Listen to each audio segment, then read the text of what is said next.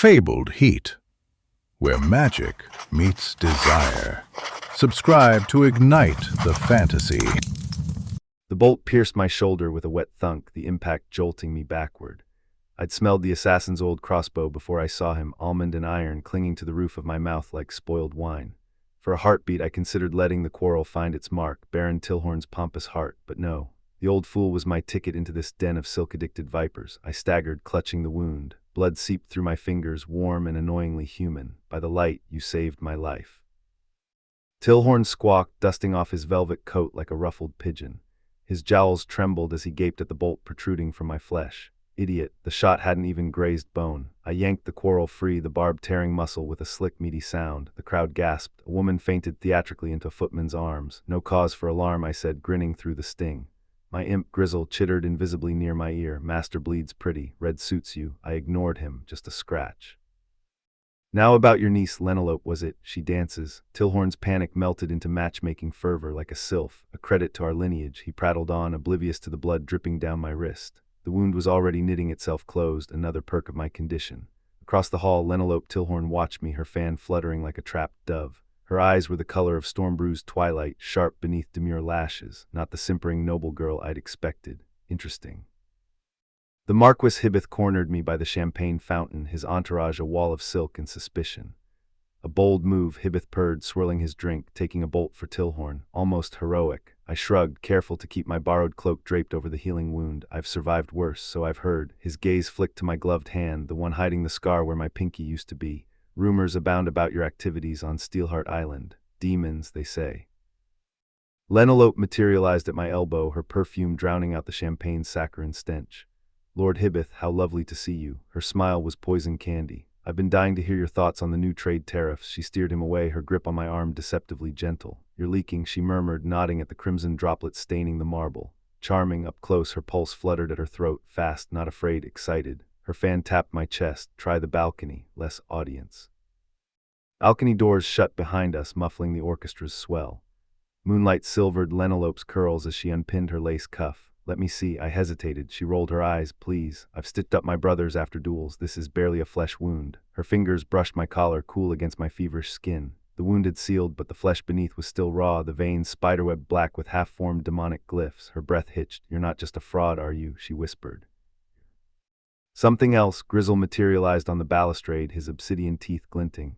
Pretty lady sees too much. Eat her. Hush, I growled. Lenelope didn't flinch. Your imp has terrible manners. I froze. You can see him since I was 6.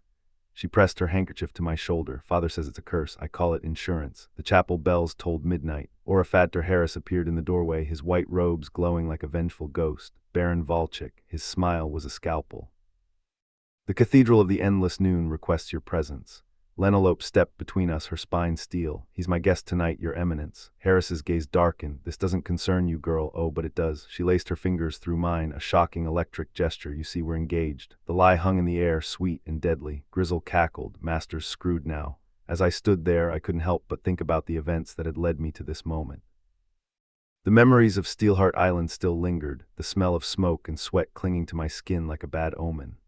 I had thought that I had left it all behind, but the rumors had followed me, whispers of demons and dark magic. And now here I was, standing in the midst of the nobility, with a bolt wound in my shoulder and a mysterious woman by my side. Lenelope's eyes sparkled with amusement as she gazed up at me. I could see the calculation in her eyes, the weighing of risks and benefits. She was a player, a woman who knew how to navigate the complex web of alliances and rivalries that define the nobility.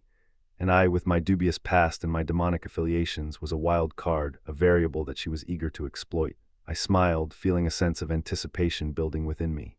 This was going to be an interesting night. The music drifted out onto the balcony, a lilting melody that seemed to match the rhythm of Lenelope's heartbeat. I felt her pulse fluttering against my skin, a gentle reminder of the danger that lurked beneath her polished exterior. Grizzle, sensing my tension, chittered softly in my ear. Master's got a new plaything. I ignored him, focusing instead on the woman beside me. Lenelope's eyes never left mine, her gaze burning with an inner fire. I could see the questions in her eyes, the doubts and the fears. But I also saw something else, something that gave me pause. I saw a glimmer of recognition, a sense of understanding that went beyond mere curiosity. It was as if she knew me, knew the secrets that I kept hidden beneath my polished facade. and in that moment I felt a sense of connection, a sense of belonging that I had not felt in a long time. The night air was filled with the scent of blooming flowers, the sound of laughter and music drifting up from the ballroom below.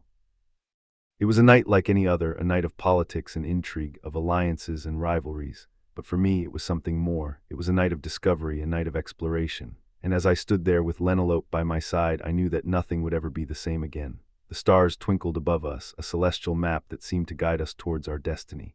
I felt a sense of wonder, a sense of awe, as I gazed up at the night sky.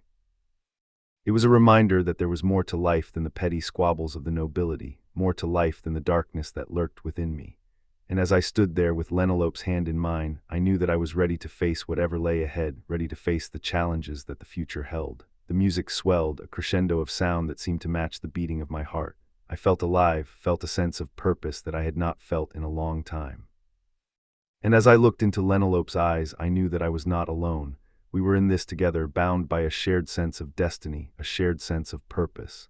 The night stretched out before us, a canvas waiting to be filled. And as we stood there, hand in hand, I knew that we would face whatever lay ahead together.